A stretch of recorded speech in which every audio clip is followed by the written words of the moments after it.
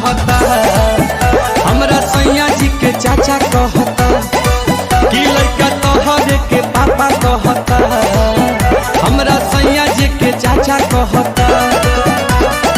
ओही दिन से खोजता ते रोवता चिल्ला के, ओही दिन से खोजता ते रोवता चिल्ला के। सोझा सा बकाई साफा कहता, लड़का तोहरे के पापा कहता कि हमरा सैया जी के चाचा कहता कि लड़का तोहरे के पापा कहता।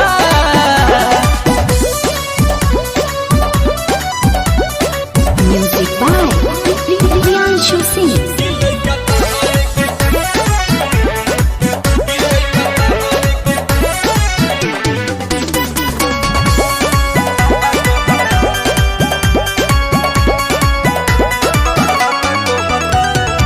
केतन मनाई दूध पीली धराई तनिको नाही चुपाला हो।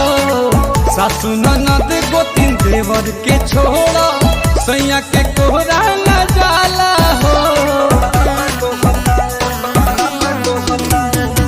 केतन मनाई दूध पीली धराई तनिको नाही चुपाला हो।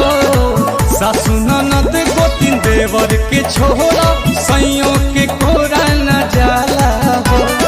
रही जात मन हमर भीतरे लजा के, अपने देरी में कातू गइला सिखा के। खाए के गोलगप्पा कहता, लड़का तोहरे के पापा कहता कि हमरा सैया जी के चाचा कहता, लड़का तोहरे के पापा कहता।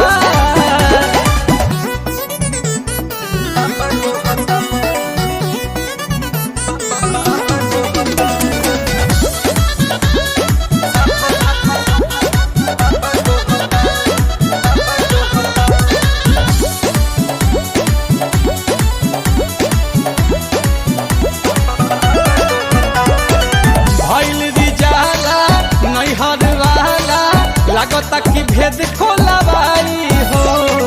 विपत के घड़ी गोविंद खड़ा ही कहरी लगे पिया से पिटवाई हो। भइल रिजाला नैहर वाला लागता भेद खोलवाई हो। विपत के घड़ी रोशन खड़ा ही कहरी लगे पिया से पिटवाई हो।